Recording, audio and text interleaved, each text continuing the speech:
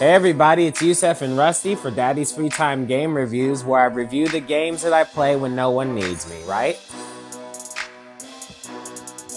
Today's game is Where the Wild Things Are. You know that children's book that spawned a movie done by Spike Jonze that wasn't necessarily for children, but then it spawned its own licensed game off of the Not For Children movie based on the For Children book? Of course you don't. Nobody does. That's why I do these reviews. And this game flew in way under the radar. I mean, I watched the movie and I was a little disappointed. It made me sad, frankly. Nowhere near the level of how the book made me feel. I mean, if you want to talk about things that didn't live up to the book, this movie is a 2-hour-long movie. The book is 10 sentences. However, the movie has way better artwork.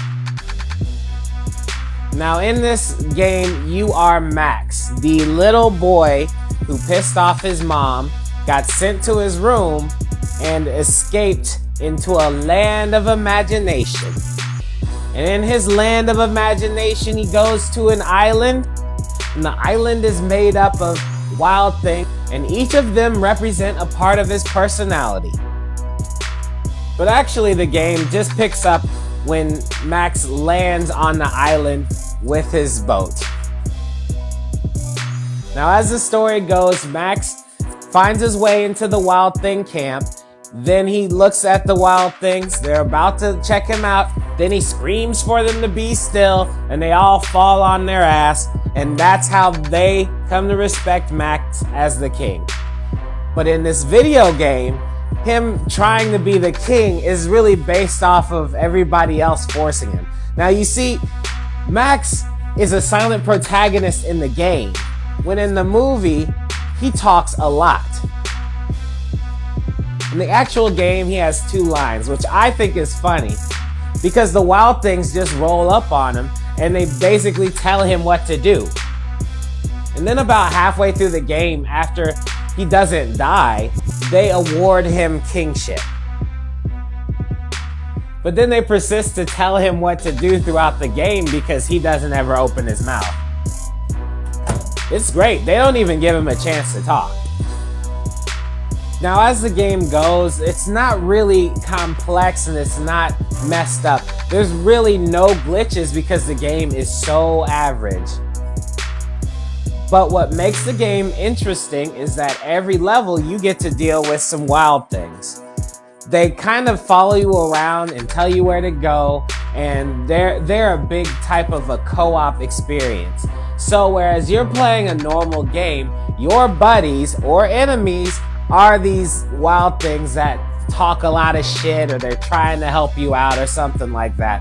It actually becomes a fun type of game this way. I mean, who doesn't want to know what's going on with these wild things? I mean, you're not going to get much from the book and you don't really want to watch the movie, but the wild things are pretty cool. Admit it. It gets big nostalgia points from me, obviously. Another thing that's cool about this game is that there is a hub world that connects all of the stages. Now, it isn't like a game in which you go to specific stages all the time through the hub world, but in the stages, you have these big collectathon items. You basically go through this stage, and half the fun is looking in every nook and cranny to get all of the favorite stuff that all of the wild things in the stage collect. The more stuff you collect for the wild things, the more it will build up the hub world, and their collections will spring to life into something that's interesting. Now, without any spoilers, the game tightens up very nicely. About halfway through the game, I thought there was a Deus Ex Machina thing happening in which they weren't going to explain how the bad guy became a bad guy. But then towards the end, you start to understand how it all works. Which is great because it's an adventure that Max goes through with the wild things that wasn't in the book or the movie. It was its own experience. Now, I actually feel like if you have a choice between the movie or the game, you should definitely play the game. It's way more interesting. Now, because it's Xbox 360 and PlayStation 3, you have a chance to get achievements or trophies. Now, let me tell you, you can get all the achievements in one single playthrough. The only trick to it is that this game is so obscure that it's hard to find the achievement walkthrough.